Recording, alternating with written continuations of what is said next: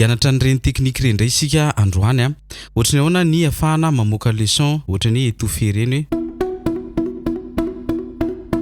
De araotra amin'ny farany ary ny vidéo. Voalohany aloha dia mety foana na gitara akoustique na électroacoustique na électrique no ampiasainao. Dia jereo tsara fa misy an'ity fotsifotsy ity eto.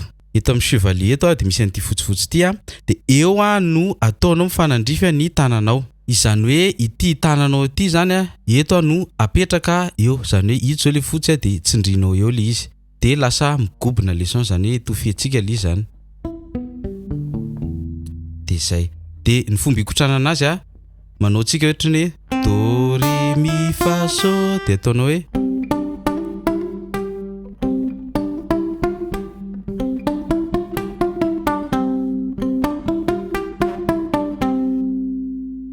lasaritsika. Tononiko le case ty ato amin'ny 5e case 3e 5e 6e 3e 6e 5e 3e 5e zany hoe de asina ty feoana sol ty foana mba hampatsara anazy ao anaty lisy. Lasaritsika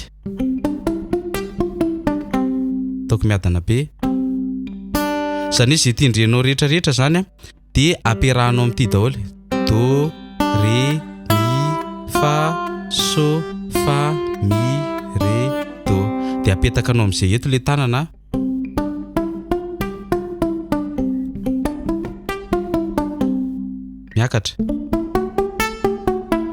Miakatra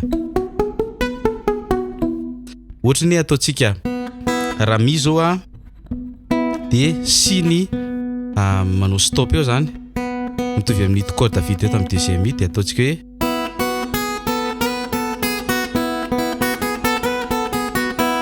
ohatra de lasa amin'izay tsika mety étouffé-tsika le izy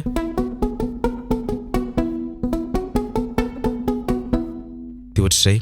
Zay ny exercice-tsika androany mahazo tondray mikotrana de azo adino ny partager au maximum ny vidéo atsika. Misaotra tompoko.